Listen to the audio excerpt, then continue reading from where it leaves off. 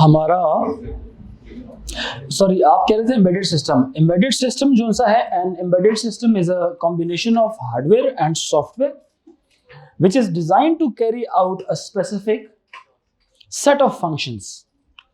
Embedded systems बोलते हैं combination of software and hardware which is designed to carry out specific set of functions. Carry out a specific set of functions. हमारा जो section चल रहा है वो है सेक्शन नंबर 3, जिसमें हम लोगों ने डिस्कस करना है कंप्यूटर एंड देयर कंपोनेंट्स को। जिसमें हम लोगों ने डिस्कस करना है कंप्यूटर एंड देयर कंपोनेंट्स को। ठीक है, we have to discuss computer and their components.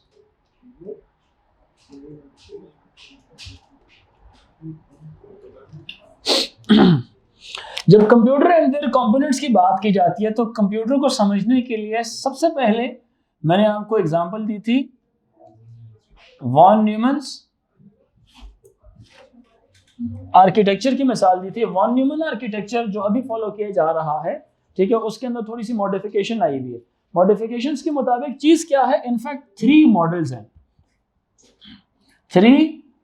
3 main components हैं, 3 मेन कंपोनेंट्स हैं। मेन कंपोनेंट्स में एक है आपका प्रोसेसिंग यूनिट, फिर है आपका आईओ डिवाइसेस, फिर है आपकी मेन मेमोरी है। बाद में इसमें चौथी भी डाली गई थी जो सेकेंडरी स्टोरेज कहलाती है। जो बाद में जो मजीद इसके अंदर डाली गई थी उसको कहा जाता है सेकेंडरी स्टोरेज कहा जाता है। सेकेंडरी स्टोरेज का मतलब यह है कि अगर आपने बैकअप फाइल्स वगैरह को स्टोर कराना हो या आपने एडिशनल कोई फाइल उसके अंदर डालनी हो जिसको आपने even after the computer is turned of और आपको बाद में भी वो फाइल्स चाहिए तो सेकेंडरी स्टोरेज में उसको स्टोर कराते थे हम लोग। ठीक है, सो हम लोगों ने जब डिस्कस किया था तो हमने कहा था प्रोसेसिंग यूनिट के अंदर कौन कौन से पार्ट्स होते हैं। एक होता है इसके अंदर कंट्रोल यूनिट, और होता है इसके अंदर ALU, और होते हैं इसके अंदर रजिस्टर्स, सिस्टम क्लॉक होती है, और होती है इसके अंदर बसेस होती हैं। और होती कौन सी वाली चीज है, बसेस। जब हम लोग इसकी बात करते हैं रजिस्टर्स की तो रजिस्टर्स में कौन कौन से वाले आते हैं, जनरल पर्पस रजिस्टर और स्पेशल पर्पस रजिस्टर्स। समझ आ रही है कि नहीं? रजिस्टर्स वो जो टेम्परेरीली डेटा को स्टोर करते हैं। जी बेटा, वो बात की बात है। अभी जो मेन है ना, बेसिक्स बताई मैं सिर्फ, ठीक है। वो जो processing power, you can say that कि कंप्यूटर की जो सी प्रोसेसिंग पावर है वो डिपेंड करती है ना जिन फैक्टर्स पर। उनमें से एक फैक्टर है नंबर ऑफ कोर्स, एक फैक्टर है बस की विड्थ, एक फैक्टर है सिस्टम क्लॉक की स्पीड, ठीक है, एक फैक्टर है कैश मेमोरी, ठीक है। इसके बाद आईओ डिवाइसेस आते हैं। अच्छा, रजिस्टर्स की बात आती है। रजिस्टर्स में कौन कौन से रजिस्टर्स आते हैं? एड्रेस कैरी करने वाले रजिस्टर्स, मेमोरी एड्रेस रजिस्टर। उसके अलावा डेटा कैरी करने वाले या मेमोरी का जो कंटेंट्स है उसको कैरी करने वाले रजिस्टर्स मेमोरी डेटा रजिस्टर्स या मेमोरी बफर रजिस्टर्स कहा जाता है। एक है प्रोग्राम काउंटर, एक है करंट इंस्ट्रक्शन रजिस्टर, एक है एक्यूमुलेटर। ओ लेवल्स में यहां तक आप लोगों ने पढ़ा है। एक है स्टेटस रजिस्टर, एक है इंडेक्स रजिस्टर। एएस में इनकी भी बात करेंगे हम लोग, इंडेक्स रजिस्टर की भी और स्टेटस रजिस्टर की भी। खैर, इसके अलावा बसेस की बात की जाए तो 3 तरह की बसेस थी हमारे पास। चार्ट बनाए पूरा, ये एड्रेस,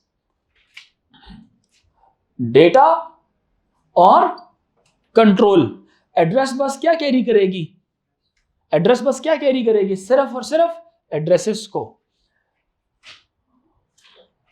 क्यों? क्योंकि जब हम मेन मेमोरी की तरफ देखते हैं, मेन मेमोरी को विजुअलाइज किया जाता है किस तरह से, मैंने बताया था कैसे।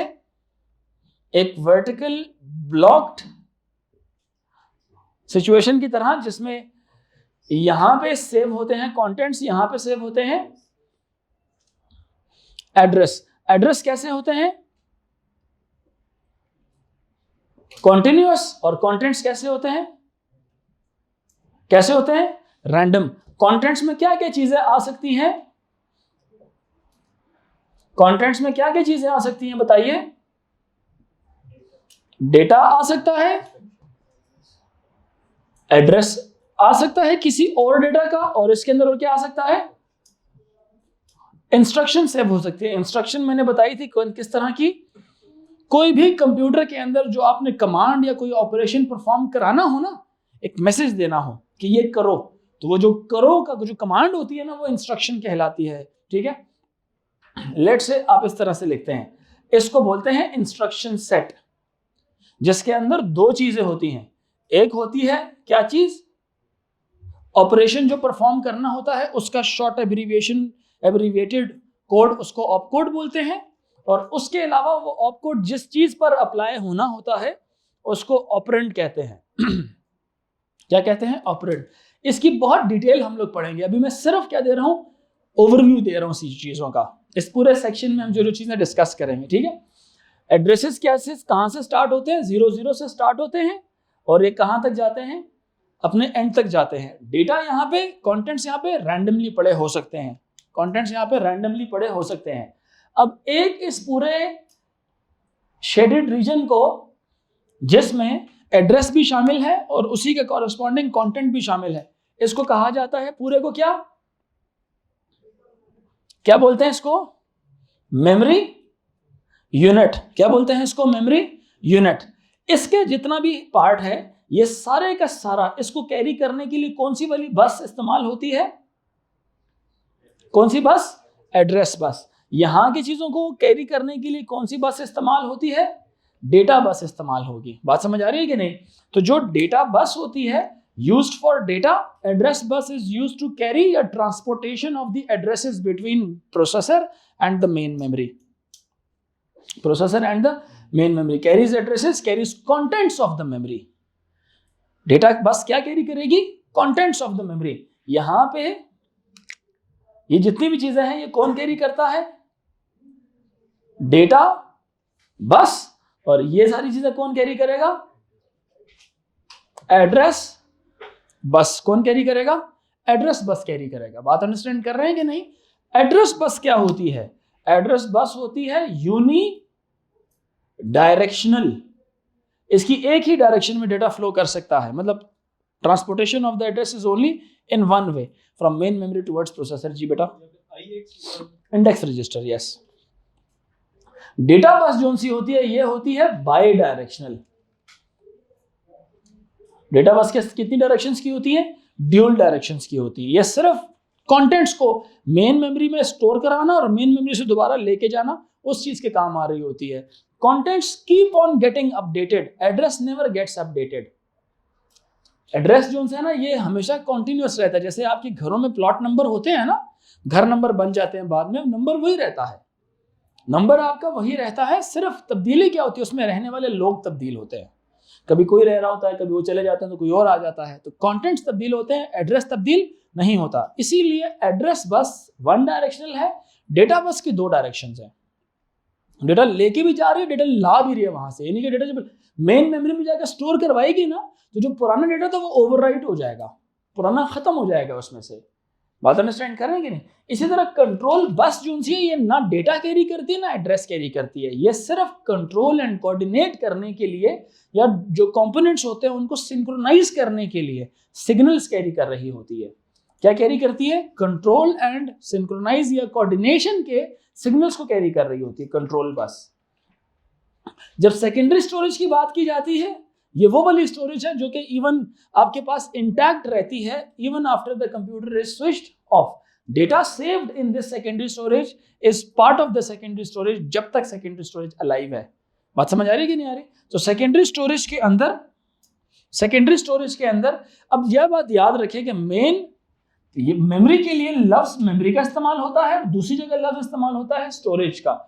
मेमोरी कॉरेस्पॉन्ड करती है किसको, प्राइमरी मेमोरी को। समझ आ रही बात है कि नहीं। ये कॉरेस्पॉन्ड करती है सेकेंडरी को। तो प्राइमरी के लिए लफ्ज इस्तेमाल होता है कौन सा वाला, कौन सा वाला, मेमोरी। सेकेंडरी के लिए लफ्ज इस्तेमाल होता है सेकेंडरी के लिए लफ्ज इस्तेमाल होता है स्टोरेज। सेकेंडरी के लिए लफ्ज इस्तेमाल होता है स्टोरेज का। बात अंडरस्टैंड कर रहे हैं कि नहीं?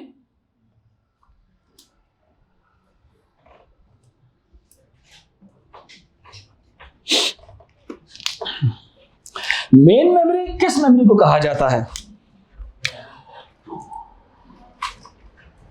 मेन मेमोरी में और दूसरे में फर्क क्या है? ये can be accessed directly by CPU. ये डायरेक्टली सीपीयू इसको एक्सेस करता है, एडजेसेंटली बनाई जाती है। स्टोरेज को डायरेक्टली एक्सेस उस तरह से मतलब होती है, बट उस तरह स्पीडीली नहीं होती जिस तरह होनी चाहिए थी। ठीक है, मतलब जो रनिंग काम होता है वो सारे का सारा मेन मेमोरी में चल रहा होता है। ठीक है,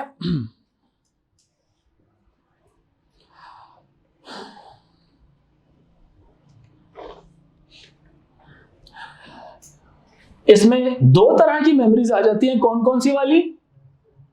रैम और रोम आ जाती है।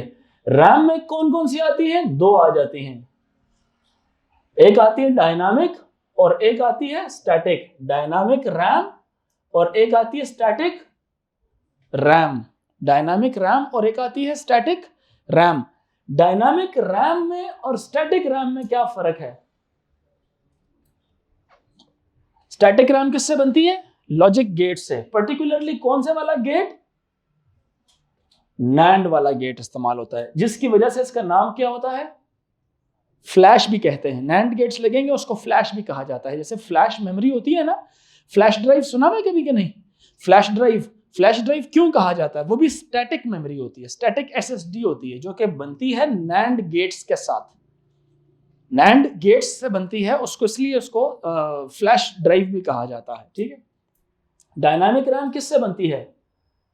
कैपेसिटर एंड ट्रांजिस्टर से मिलकर बनती है। ये कैपेसिटर्स नहीं जो टेम्परेरी चार्ज को स्टोर करते हैं, हमने इसके बारे में डिस्कस किया हुआ है ना। कैपेसिटर्स क्या करते हैं? टेम्परेरी चार्ज को स्टोर करते हैं। ठीक है, जैसे फिजिक्स का एक कंपोनेंट जैसे रेजिस्टर्स होते हैं। रेजिस्टर्स क्या करते हैं? करंट के लिए हिंड्रेंस क्रिएट कर रहे होते हैं ना, रेजिस्ट करते हैं ना करंट को कि ना गुजर सके। क्या ख्याल है? इसी तरह से कैपेसिटर्स क्या करते हैं? ये चार्ज को टेम्परेरीली स्टोर करते हैं। ठीक है, इसके बारे में भी डिटेल से बात करेंगे। सो मेन मेमोरी क्या करना होता है? मेन मेमोरी के साथ जो टास्क करंटली परफॉर्म कर रहे हो उसको सेव करने के लिए मेन मेमोरी इस्तेमाल होती है।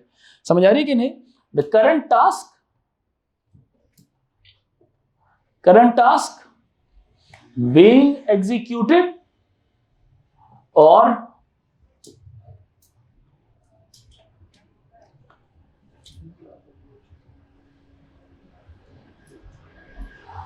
is to be executed।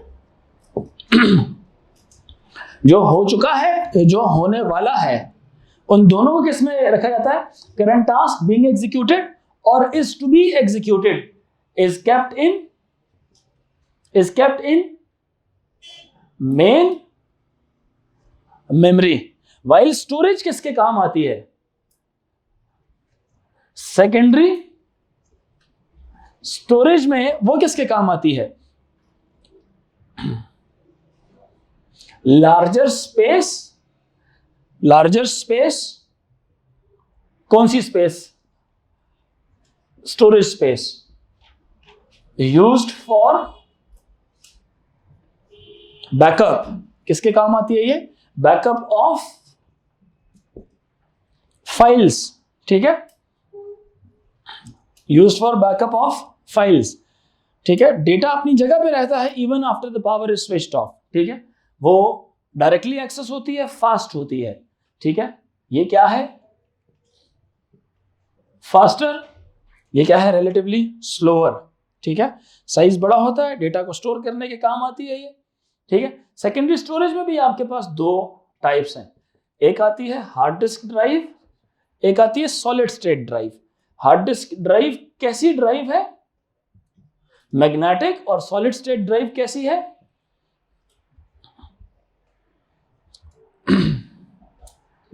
Solid state है ये। सॉलिड स्टेट का मतलब है लॉजिक गेट्स से मिलके बनती है ये। किससे मिलके बनती है? लॉजिक गेट से। लॉजिक गेट में कौन कौन से वाले गेट्स लगते हैं? या तो और गेट लगता है, सॉरी नॉर गेट लगता है, या तो नैंड गेट लगता है। बात समझ आ रही है कि नहीं? इन दोनों की अपनी अपनी सलाहियतें हैं। नैंड की अपनी सलाहियत है, नॉर की अपनी सलाहियत है, लेकिन ये फास्ट होती है as compare to magnetic hard disk drive. ठीक है, मैग्नेटिक हार्ड डिस्क ड्राइव में ये इस तरह के ना वो प्लेटर्स से बने हुए होते हैं, ऐसे ऐसे ना सर्कल्स बने हुए होते हैं, कॉन्सेंट्रिक सर्कल्स बोलते हैं इसको। आपकी पूरी डिस्क ड्राइव में क्या होते हैं? कॉन्सेंट्रिक सर्कल्स इस तरह के बने हुए होते हैं। बात समझ रहे हैं कि नहीं? नहीं समझ आ रही? नहीं आ रही?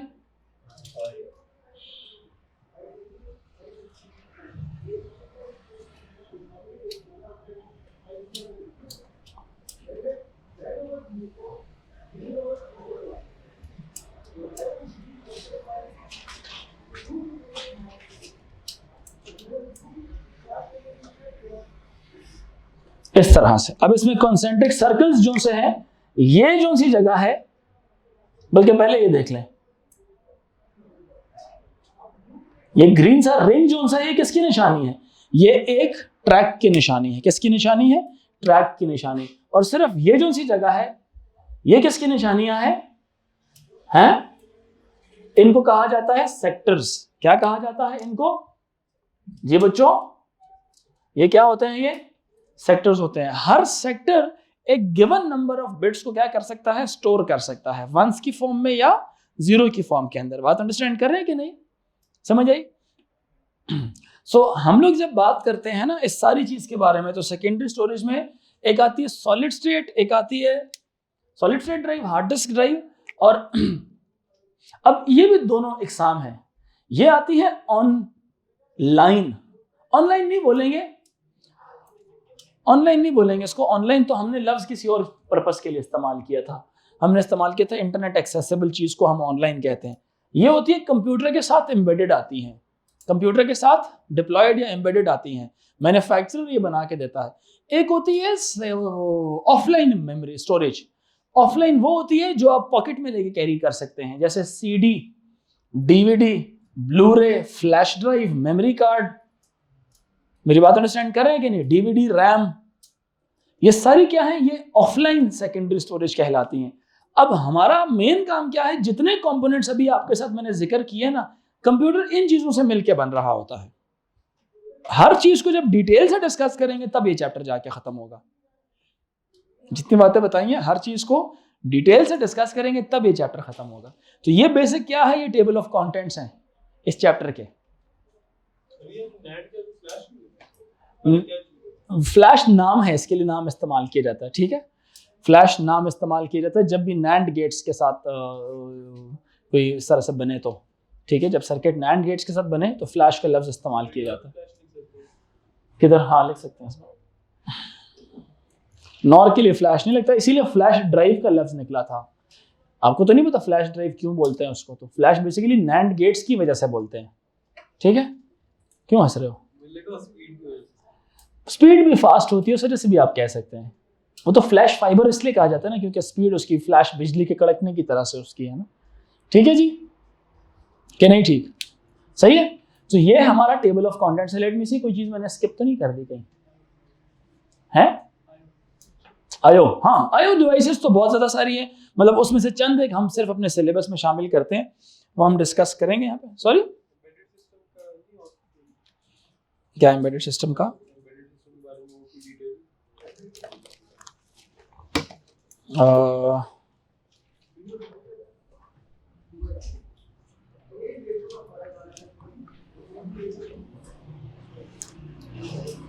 नहीं, एम्बेडेड सिस्टम का नहीं, अलबत्ता प्रोसेसिंग यूनिट के अंदर यहाँ पे हम लिख सकते हैं। इसमें एक और चीज भी होती है, कैश मेमोरी। एक और चीज भी होती है इसके अंदर, कैश मेमोरी।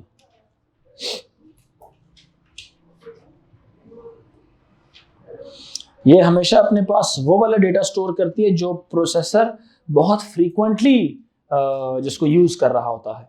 ठीक है, the closest ally of processor, you can say that, in terms of memory it is the closest ally, closest component of processor in terms of memory.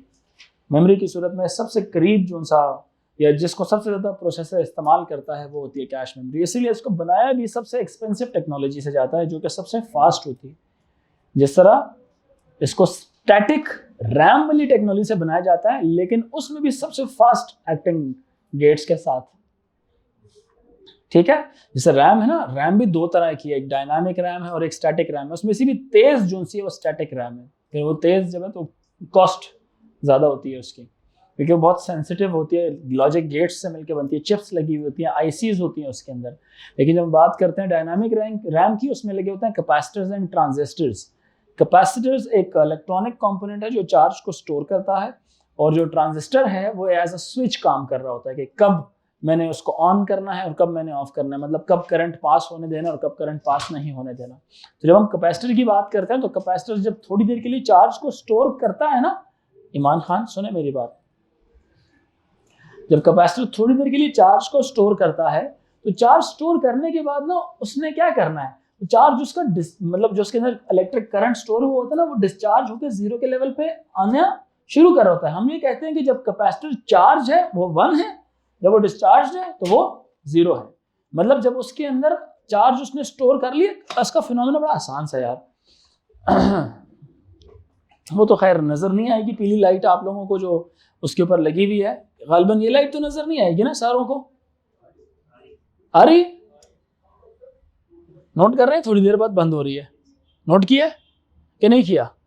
एकदम क्यों नहीं बंद हुई है? उसकी वजह यह है कि यहाँ पे इसके अंदर लगे हुए हैं कैपेसिटर्स। क्या लगे हुए हैं इसके अंदर? Capacitors.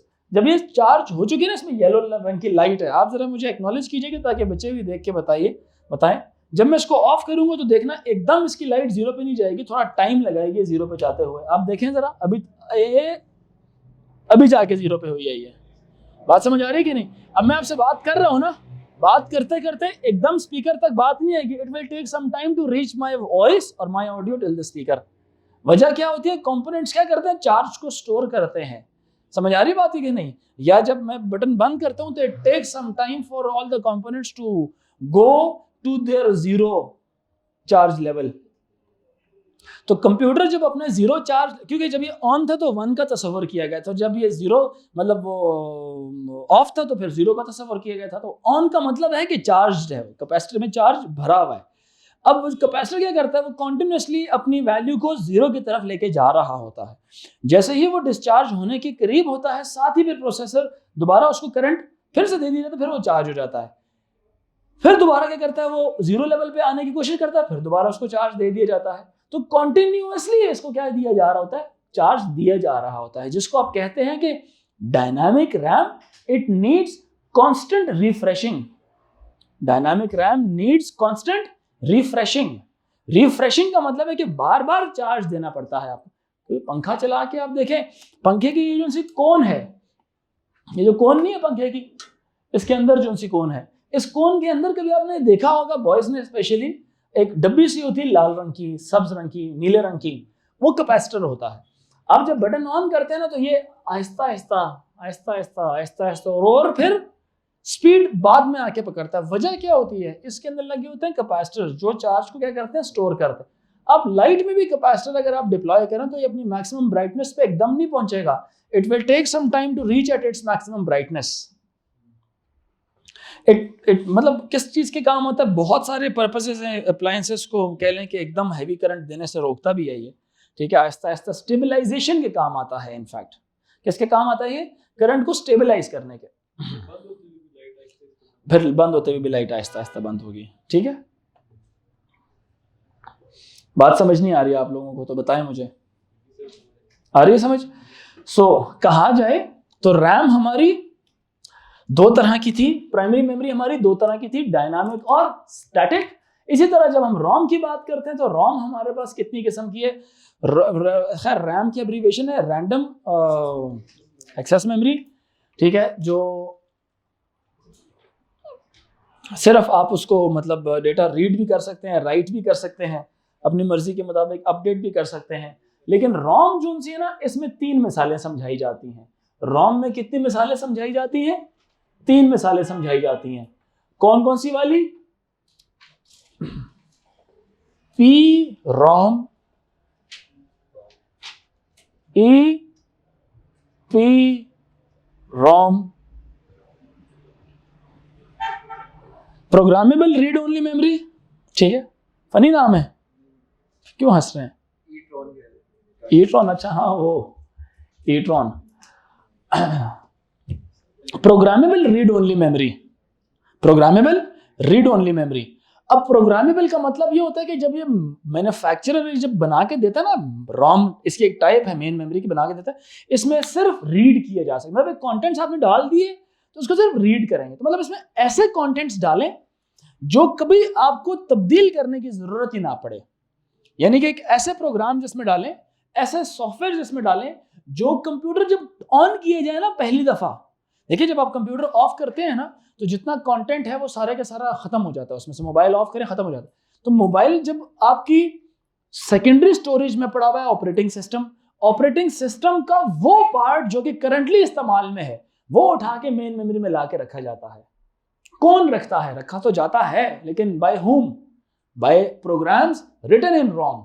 ROM is something no one needs to change them because they do not need them, they just are using it. उसके साथ लेन देन, इधर लॉट ऑफ प्रोग्राम जिसके साथ यूजर का लेन देन नहीं है।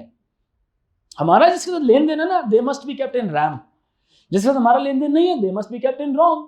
ठीक है बात? तो ROM only holds those type of memories that are read only, that are written once at the time of manufacturing and afterwards read only. Are you getting my point? The first one is programmable read only memory. Means programmable means you write something on the ROM and you just keep on reading it. आप सिर्फ उस पर लिखते हैं, लिखने के बाद सिर्फ उसको रीड करते हैं। प्रोग्रामेबल का मतलब ये होता है कि आप उसके ऊपर कोई चीज प्रोग्राम करते हैं, उसको लिखते हैं, उसके ऊपर कोई चीज मतलब टाइपिंग करके ना वो प्रोग्रामिंग करते हैं उसके ऊपर, and then afterwards you just read it. So the first one is read once, write once, read multiple times. Write once, read multiple times, as many times as you want. दूसरी कौन सी है? Electronically programmable read only memory. Electronically programmable read only memory, EEPROM ही है ना? Yes, EEPROM ही है। Second वाली जो सी है, this is EEPROM। Electronically programmable read only memory, static RAM, dynamic RAM, sorry electronically program कह लूँ, ये मैं वही देख रहा था कि लफ्ज़ को दिमाग को नहीं लग रहा ना। ये erasable programmable read only memory है। अब erasable programmable read only memory, sorry erasable programmable read only memory क्या करती है? इसकी खास बात यह है कि है ये प्रोग्रामेबल, सॉफ्टवेयर बना के कोडिंग करके रीड ओनली मेमोरी बनाएंगे, लेकिन इरेज भी हो सकती है। अब इरेज कैसे करेंगे? कंप्यूटर के अंदर तो लगी भी कभी बंदा इरेज नहीं कर सकता, इसको कंप्यूटर से उतारना पड़ता है, पहले अल्ट्रा वायलेट रेडिएशंस के सामने रखना पड़ता है, ब्राइट सनलाइट या अल्ट्रा वायलेट यूवी रेडिएशन के सामने। वो इसके चार्ज को खराब करती है, जो डेटा आपने इसके अंदर स्टोर किया होता है वो इसके डेटा को क्या करती है? रिमूव करती है। सो जो erasable programmable read only memory है ना, इसको प्रोग्राम किया जा सकता है। अगर आपको लगता है कि नहीं सॉफ्टवेयर मजे का नहीं है, इसको अपडेट हो जाना चाहिए, तो आप रोम को निकालेंगे, वो वाली बीच में से प्रोग्रामेबल रोम को, आप उसको अल्ट्रा वायलेट रेडिएशंस के सामने रखेंगे, तो जो कंटेंट होंगे वो डिलीट हो जाएंगे बीच में से। समझ आ रही बात है कि नहीं आ रही? सो मतलब ये है कि जो कंप्यूटर के अंदर जो रोम लगी हुई है हमारी, वो है प्रोग्रामेबल रीड ओनली मेमोरी। तो मैन्युफैक्चरर जब उसके अंदर थोड़ी सी मतलब डिफरेंट मटेरियल इस्तेमाल करके उसको बनाता है तो कहता है अब ये erasable programmable read only memory है। अगर आप चाहें, अगर आपको पसंद नहीं आ, ये कौन इस्तेमाल करते हैं? ये वो वाली फैक्ट्रीज और कंपनीज इस्तेमाल करती हैं जो बेसिकली न्यू सॉफ्टवेयर बना, मतलब न्यू गैजेट्स बनाती हैं। तो उनको बार बार अपनी रोम को क्या करना होता है? टेस्ट करना होता है, तब्दील करना होता है उनके प्रोग्राम्स को। जैसे नहीं कोई क्यू मोबाइल वाले आगे, स्पार्क वाले आगे, ओप्पो, वीवो, क्या ख्याल है, इन्होंने कोई आईसी चिप्स वगैरह बनानी होंगी तो इनको कौन से वाली रोम लेनी पड़ेगी अपने लिए? फैक्ट्री अपने लिए कौन सी लेगी? ऐसी जो इरेज हो सकती है। समझ आ रही बात है कि नहीं? और फिर आपको कौन सी देगी? पी रोम देगी, प्रोग्रामेबल रोम देगी। मतलब एक दफा वो खुद प्रोग्राम कर देंगे, बोलेंगे ये लो आप इस्तेमाल करते रहो। ठीक है बात? Electronically erasable programmable read only memory. अब एक और ई भी आ गया, अब ये अल्ट्रावायलेट नहीं, इलेक्ट्रॉनिकली इरेज कर रहे हैं, मतलब लैपटॉप के अंदर लगी आप इसको डिलीट कर देते हो कंटेंट्स को रोम के। तवज्जो रखना जरा, आप इस रोम के कंटेंट्स क्या कर देते हैं, यह है इलेक्ट्रॉनिकली इरेजेबल पीस है, प्रोग्रामेबल, रीड ओनली। बच्चों मेरी बात समझ आ रही है कि नहीं, रीड ओनली मेमोरी। अब आप इलेक्ट्रॉनिकली इरेज कर रहे हैं, इलेक्ट्रॉनिकली इरेज करने का मतलब क्या है, फ्रॉम लैपटॉप या कंप्यूटर के अंदर से आप चीजों को डिलीट कर देते हैं रोम में से, उसके अंदर नई चीजें स्टोर करा देते हैं। ये जो टेक्नोलॉजी है ना, ये टेक्नोलॉजी ये इस्तेमाल होती है किसके अंदर, एसएसडी में भी इस्तेमाल होती है। क्लियर हो मेरी बात कि नहीं? इसीलिए क्योंकि ये किसका हिस्सा था, ये किसका हिस्सा था, प्राइमरी मेमोरी क्या होती है, फास्ट होती है ना, due to the components that are used to make it. समझ आ रही कि नहीं? तो एसएसडी भी क्या होती है, हार्ड डिस्क से फास्ट होती है। This is very fast as compare to hard disk drive. समझ आई? क्यों? क्योंकि एसएसडी क्या इस्तेमाल करता है, electronically erasable programmable read only memory वाले सर्किट्स इस्तेमाल करती है, ये कंपोनेंट्स भी वो इस्तेमाल करती है। बच्चों को मेरी बात समझ आ रही है कि नहीं आ रही? नहीं समझ आ रही? आ रही? सो इलेक्ट्रॉनिकली इरेजेबल मतलब आप जो गाने शाने स्टोर कराते हो, गाने आप डिलीट का बटन दबाते हैं, डिलीट भी हो जाते हैं बीच में से। क्या ख्याल है, क्या ख्याल है? ठीक है, सब बच्चे बताएं, समझ आ रही है कि नहीं आ रही? ठीक है, नेक्स्ट डिटेल अगली क्लास में पढ़ेंगे।